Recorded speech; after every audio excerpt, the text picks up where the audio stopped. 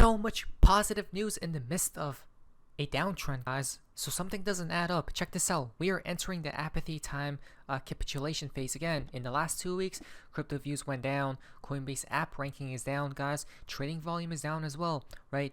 Things are getting boring. But these are the times where people make lots of profits, right? These are the times people should be buying. This isn't financial advice, guys, because after the boring part, guess what comes up next? Excitement, right? It's like a pendulum. Now, 250 million USDC minted at USDC Treasury, guys. Okay, maybe softening the blow of a dump, right? Though I know a lot of people are looking to the hour to hour, guys. I mean, let us take a step back and zoom out and look at the bigger picture, okay? In today's video, I'm actually excited for the future, guys. This is how I know this is our gateway, this is our path to becoming rich, right? Or at least financially free, guys. Because when we look towards the year to year or the longer term versus short term, guys, the longer term looks extremely positive because big breaking, VanEck predicts $325,000 Bitcoin and $22,000 Ethereum price in the coming bull market, right? Wait, look at that. What was my price target, guys, for Bitcoin by the end of the cycle? Can you guys remember? Exactly, 300K.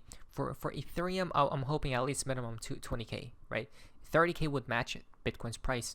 For XRP, $90, guys, right? Or at least $50.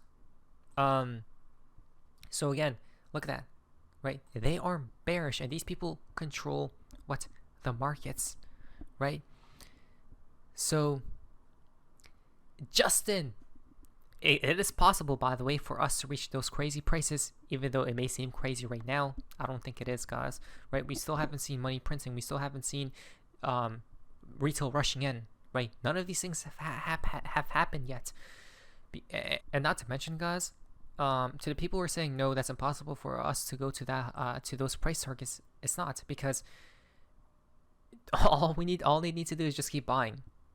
Japan's Meta Planet buys another 500 million yen worth of Bitcoin, guys, right? So I don't know how much that is particularly, but it's definitely buying pressure, right? Not to mention, this is where the big guns arrive, guys. New major banks buying Bitcoin ETFs. The banks: $2.8 trillion Goldman Sachs, $1.4 trillion Morgan Stanley, $600 billion Wells Fargo, guys. Are you paying attention, right? So they're all buying, but something doesn't add up though. How are prices going lower and lower and lower? Exactly, don't we see? Right? It's like they're accumulating, possibly for the next leg higher. Justin, $1.3 trillion asset manager, Morgan Stanley discloses $187 million Bitcoin ETF holdings.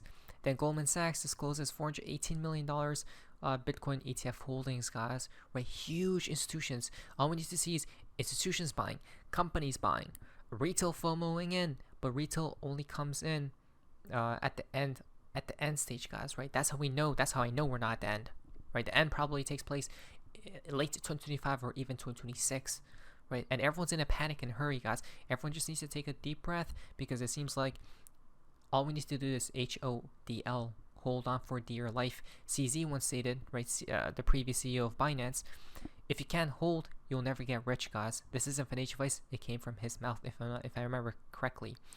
New major financial firms buying BlackRock's Bitcoin ETF as per recent filings.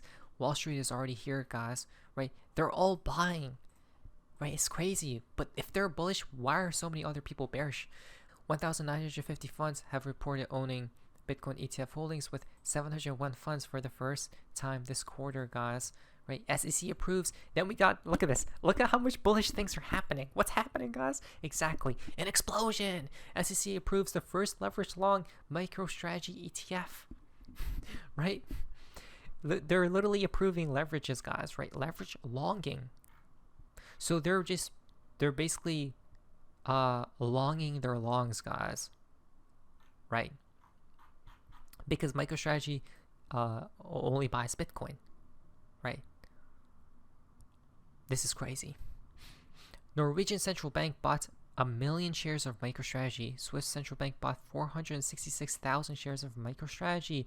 And remember, that's they're bullish on MicroStrategy, but MicroStrategy is bullish on Bitcoin, right? Bitcoin is their the heart of their company, guys, right? Now, I think MicroStrategy holds like, or their company, MicroStrategy holds like billions of dollars worth of Bitcoin, guys. Russian crypto update. Russian minister says today the new trade law allowing crypto for settlement has been accelerated to starting in 5 weeks from now. Today, or from today, guys, right? Approximately September 19th. Whoa, that's literally a day after the Federal Reserve starts cutting rates, guys. What's happening, right? In my opinion, this is a major crypto macro event. Russia trades in the trillions annually, guys. Again, it seems to me like something is most definitely brewing, guys, right? Because River releases new video explaining why the naysayers should hold Bitcoin as a strategic reserve asset. If the naysayers could obtain 5% of all the Bitcoin supply, this could help pay off a significant portion of the national debt, right? Think about that, guys. They're literally talking about, I don't know about this though, right?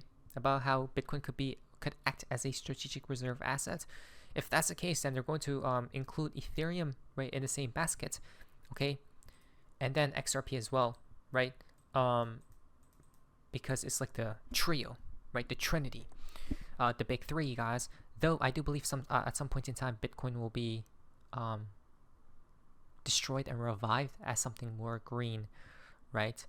So yeah, I don't know, guys. Though if this is the case, right, they're going to buy so much Bitcoin, they're going to buy so much Ethereum and maybe even XRP, right? Probably. And what will that do? Only add extreme buying pressure, guys, right?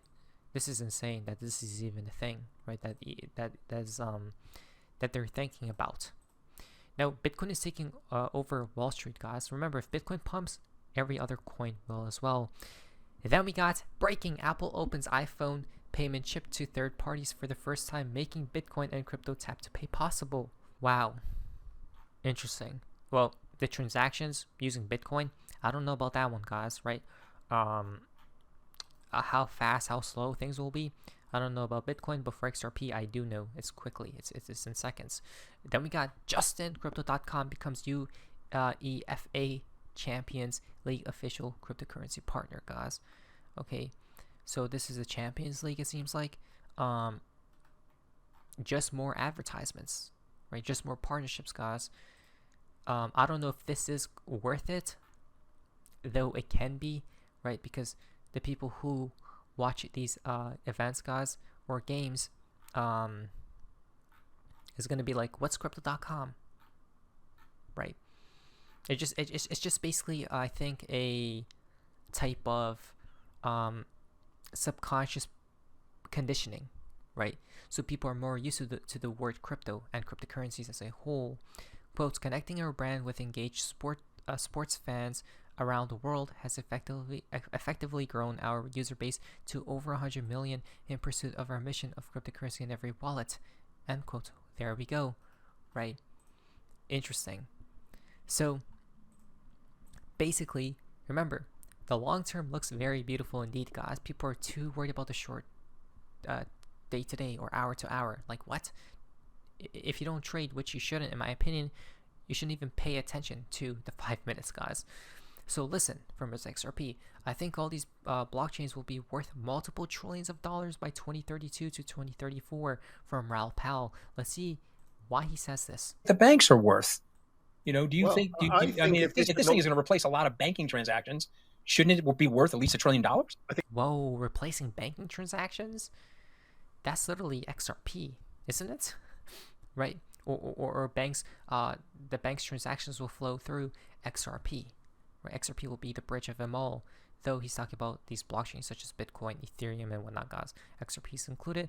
Though this is going to be very good for the entire crypto market. I think all of these big blockchains will be worth multiple trillions of dollars, because these are not single applications, they're entire networks of which you can build entire other businesses upon. These are immensely valuable things, but the applications haven't yet been built on it. So yeah, I think you're dead right. This cycle is not where these things are going. I think this space goes from 2 trillion today to 100 trillion by 2032, 2034. Okay, so the message from Raoul Paul and also Anthony Scaramucci, but you're the big kahuna, I'm just a tiny biker, is relax. Don't get yourself too crazy with the volatility. All right, let's go to... What did I just say, guys? I didn't even watch this video. I'm watching it with you guys right now, right? By 2030, I mean, come on. By 2030, if XRP isn't like 2K, I don't know what the world has gone through, right? It's a failure if that's not the case, guys. Okay.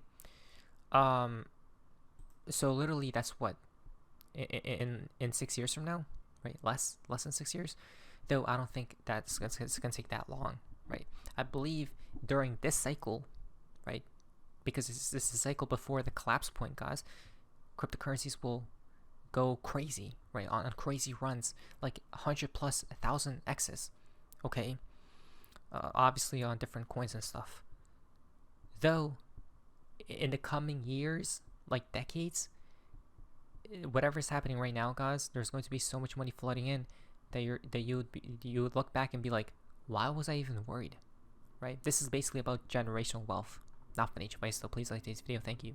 Hold on, I just want to raise one point about this. Yeah, please. I want to go back to what I just said. $2 trillion to $100 trillion in, let's say, 10 years. That will be the largest 10 years? No, I think it takes way less than that. 10 years? Whoa, no. Like 5 max, like 3, I think, or probably after the collapse. Whenever they introduce a new system, that's when 100 trillion strikes, guys, right, for the entire market, because certain utility coins will make it and grab all the pie, which in my opinion one is XRP. Fastest accumulation of wealth in all of human history. Yeah, that will be double the 100-year accumulation of wealth of the S&P 500. Yeah. So for those people in the game, not to interrupt, but it would make sense because you're taking third parties out of transactions. You just have to think about from a human innovation point of view. Every time we've interacted with each other because we don't trust each other, we have a verifiable third party to help us. If you remove that, think of the cost savings to human society, human economy. So of course it would create that level of wealth in a system that does that. So therefore, as an investor, that's the thing to keep in mind. How do I stay in this trade for as long as possible and compound what is the largest? If I go back to anybody and said, would you have bought the NASDAQ in 1990? Everyone would, hell yes. Well, here you've got it, 1990, not 99, 1990. You go, hell yes. Well, that's where we are now, somewhere in the mid-90s of the NASDAQ. Yeah, even though the NASDAQ in 2000 corrected by 50%, if you bought it in 1990, you're sitting here in 2024, you're a very happy camper. Very, very happy camper. So, just think about the amount of wealth that generated from the technology boom. This is going to dwarf that. I don't know, guys. The future is basically guaranteed in my eyes, right? But everyone's, I don't know, thinks differently, and that's why we are unique, guys. So let us prepare and see what happens next. But I'm honestly extremely excited for the future, right? Near future, not a decade away, guys. Like 2 years max. Now, on each device, let's see what happens next. What do you say? So face me, see ya.